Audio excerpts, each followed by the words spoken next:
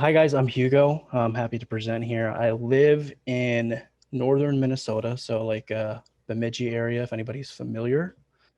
And here's my presentation. Everything I pulled from WWDC that really pertains to us. There's a few things here. Go over the outline. The three big things were account-driven user enrollment, managed software updates, and the future potential. Not just Jamf implementations, but some of the stuff could be implemented by Jamf. Some of the stuff will be implemented by third parties. Um, First off here, we got account-driven user enrollment. Finally, BYOD for macOS is here. And this is like a high level overview of everything that's involved. Nothing here has been confirmed to be for both iOS and macOS, but this is what we can expect to see as they begin to merge macOS and iOS and iPadOS. If everyone's familiar with the direction they're going right now, this is a high-level overview of user enrollment across those platforms. Any questions yet before I kick off here? Okay, so account-driven user enrollment management capabilities are going to be limited to Macs with an MDM, right? The user will maintain control of their personal data, and it doesn't have to be supervised, right? So Jamf offers the ability for the MDM profile to not offer supervision, right? Included with this, they're rolling out the ability for managed Apple IDs. If you have an ASM or Apple School Manager or ABM Apple Business Manager account, you'll be able to manage this, and it'll provide further access to Apple's services, right? So if you have a managed Apple ID, you can then use that with, in this case, Keynote or any of their native applications or iCloud, and manage collaboration efforts, etc.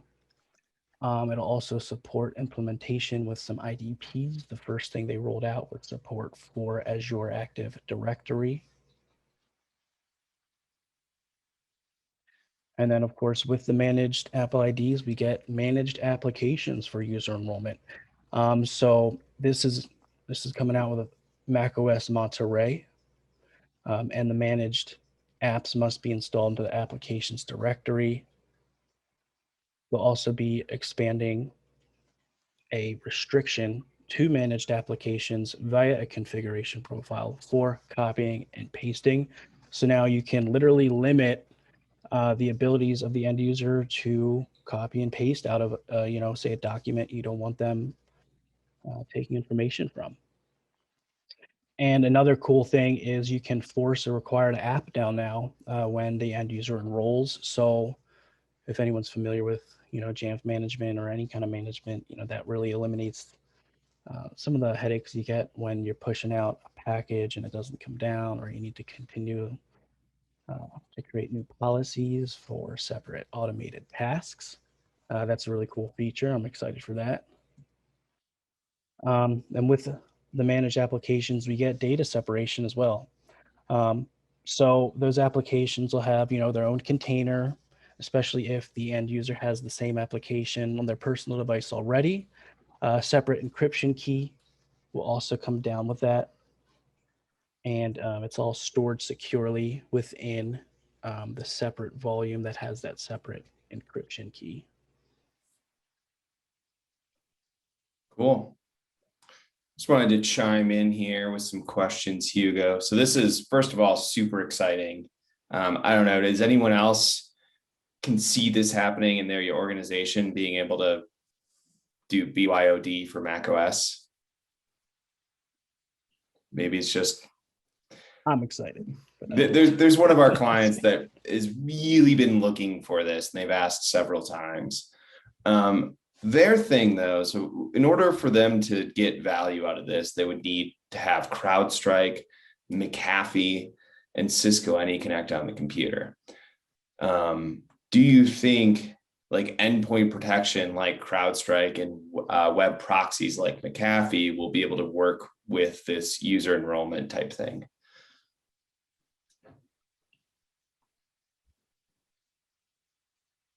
Anybody? Are you asking me? You're asking everybody. Yeah, I guess I was asking you as the. Oh, Yeah. okay, yeah. Do you think that will be able to work? Yeah, absolutely. Especially when it comes to security, they're definitely going to give us the ability to enforce, uh, security profiles, because that's a component, right, of the new architecture.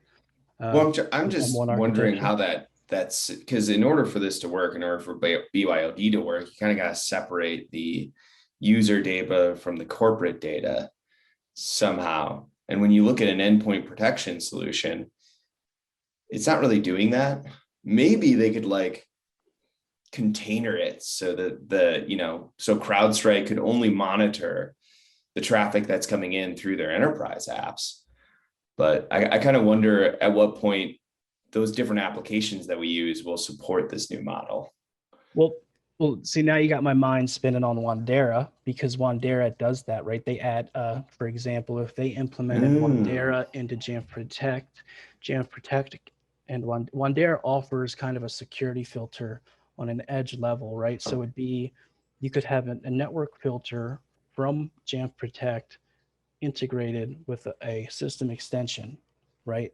And then you can have that only designated to the managed application containers. So if you bring down McAfee as a security application, right? That's a managed application. It gets that special encryption key.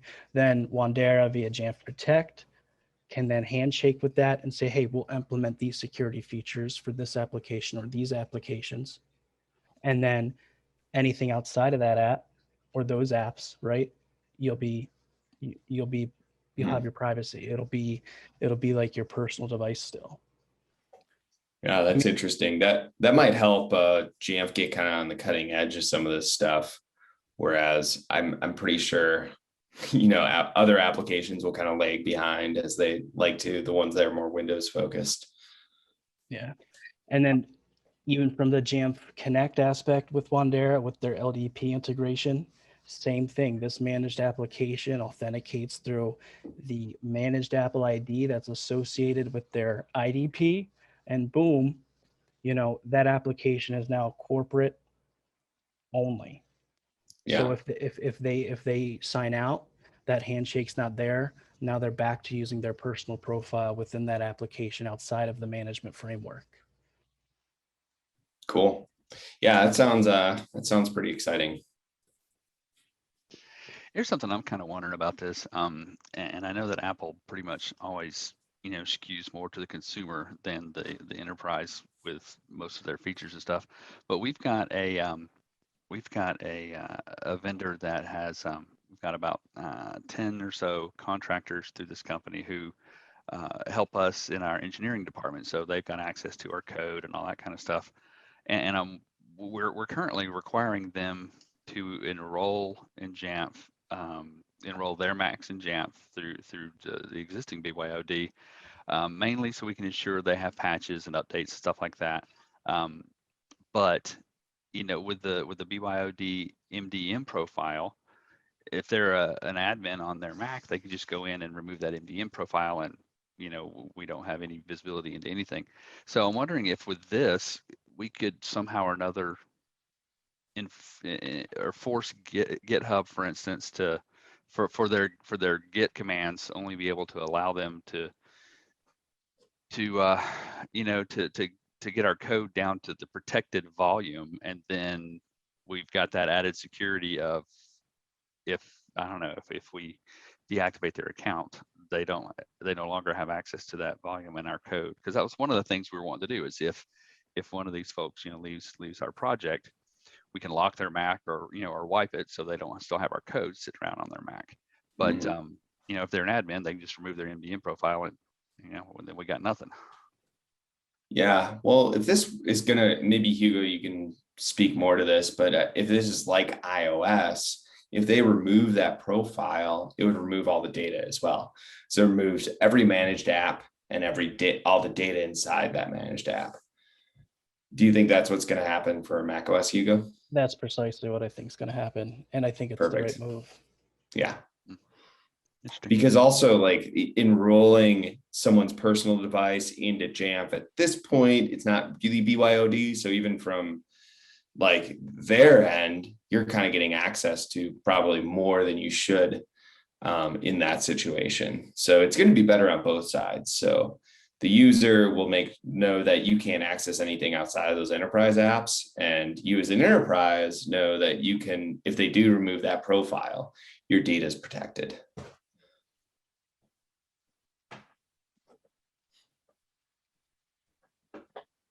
Anybody else? Yeah, this was great. I love speculating like this. You know, I really think that they're going to have to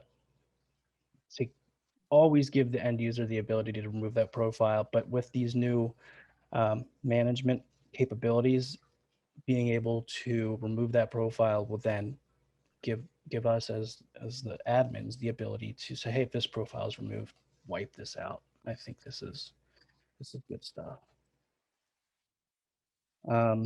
Improvements for iOS. So if anyone's familiar with iOS settings, when you go into these settings now, moving forward, I believe 14.5 and up, but they didn't explicitly state this.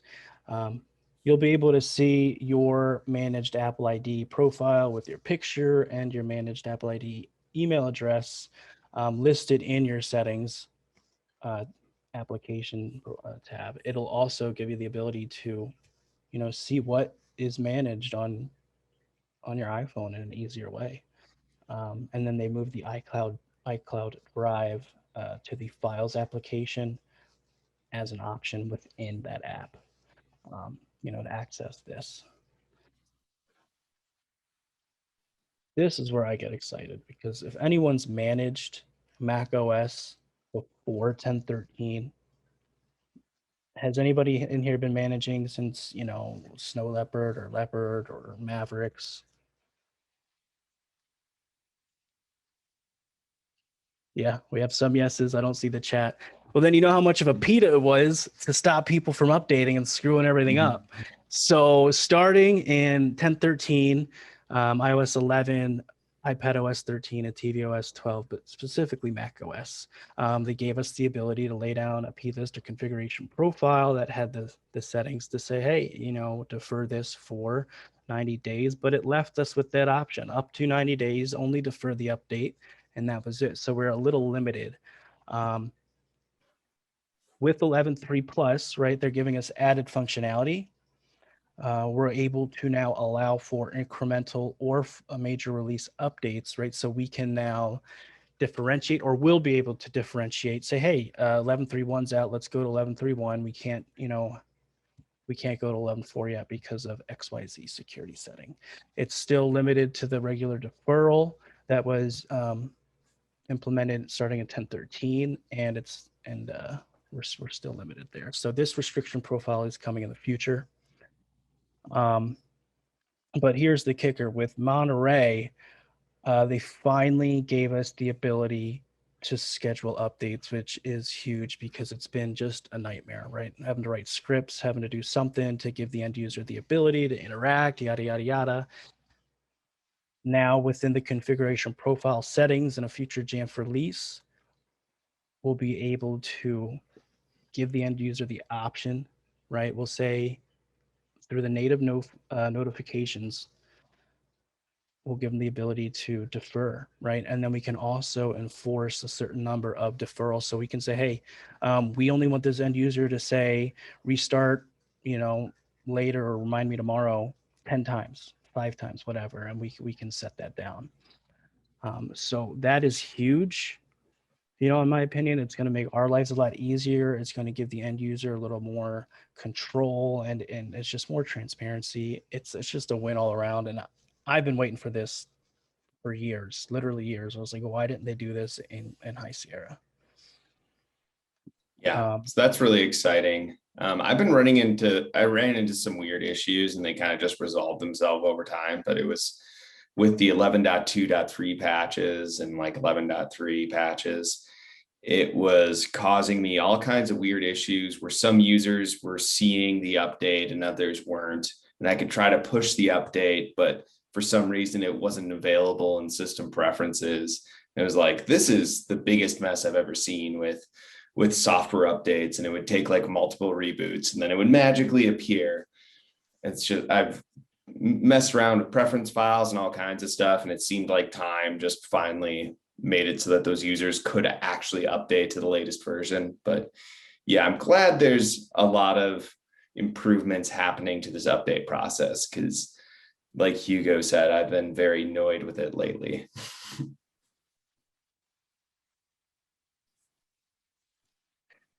Any questions so far, guys? I can't see the chat, so I really don't know what's going on. We're good. Chris, Yeah, I if you think- wouldn't mind. Go ahead. Go ahead, Nico. Sorry, I think most of us are talking about nudge in the chat. There's not Yeah. much going on. You look like you're at. Are you outside right now, or is that a wallpaper? No, I'm Got outside. glasses on? Nice. Sweet. Thanks. Nico knows what's up on a Friday. Yeah. So what is Nudge? Is Nudge like something that helps with software updates? Yeah, so it's an application that one of the fellow Mac admins built on Swift, and it basically nudges users to update their Mac, and it gets progressively more aggressive as time goes on. So once you get to the deadline that you set, basically it's harassing the user every whatever time frame you want to upgrade and update their Mac. So works pretty well. But It's the, hopefully this stuff will eliminate the need for it. Yeah, and that's kind of what I was just about to put in the chat is basically we need one more nudge into Monterey, and then we can deprecate nudge. Yeah, it's nice to see them implementing this stuff. I mean, it's been crazy. So with the iOS 14 Plus, you know, they're also providing a recommendation cadence now, allowing incremental full OS updates. If you see the image there, it's giving the end user both the option to say, hey, you're on 14.5, let's roll on up to iOS 15. Or at the bottom, also available, you know, 14.6. And so this is, you know, both really great for the administrative staff as well as the end user. Rolling into 15, that recommendation cadence gets a little more features, right? We can now force that update down, and we can enforce the number of deferrals, you know, installed now or install later up to 3 times. So if they click later 3 times, boom, that third time, no choice, that thing's just going to restart and update unless they do the annoying end user thing where they just turn their phone off until the next day, right? So they lose that 9 p.m. to 2 a.m. window. I don't believe if they allow us to force that time frame down, I don't think they included that in the WDD or WWDC notes. But moving forward, these are all hypothetical potential Jamf implementations coming up. These are back-end stuff that Apple's opened up developers to access and modify. So we can only assume that third parties or Jamf will implement these, right? The first one up is a more native ability to sync files to the cloud, right? So right now, you know, for example, there's like Cloud 42, there's VM, you have Microsoft OneDrive. These are administrative heavy, and you need to manage this, and the end user usually has free reign to do stuff, right? So you got to put all this stuff on their computer, and then the end user chooses what they want to sync up. With this, they're going to open up the ability for those third-party vendors to build out a more transparent and a more managed application. So we'll be able to force down the backups, and the end user will have access to that via the Finder window on the left-hand window pane there. It'll say, here's your, you know, identity cloud provider. Here's the files that have synced. So this is a cool feature that will be coming within a year. You never know. Maybe midway through Monterey. We just never say it's know. on the horizon.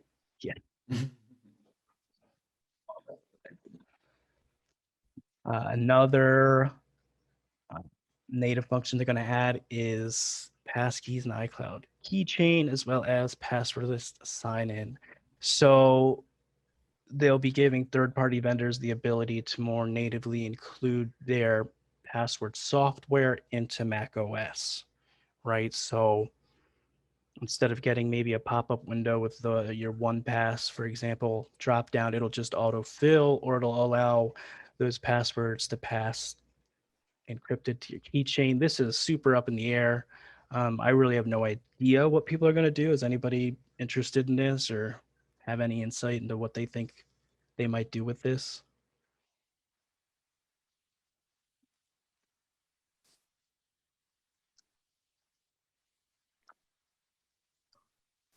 Nope. All right. We call And that an interested silence. yeah, like, I know a lot of this. It's speculative. And then they improved the management of apps and books. So Apple will now support real-time notifications for state changes, right, to assignments and assets to registered users. So now there won't be a continually needed synchronization state.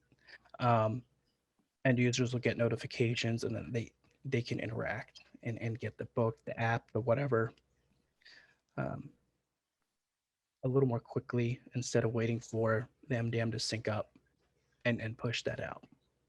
Ooh, that's pretty sweet. So it's all on the horizon. We can look forward to this, and at I guess iOS 15 in Monterey, maybe they'll implement it sooner for previous versions of operating systems. But yeah, that's it, guys. Any questions?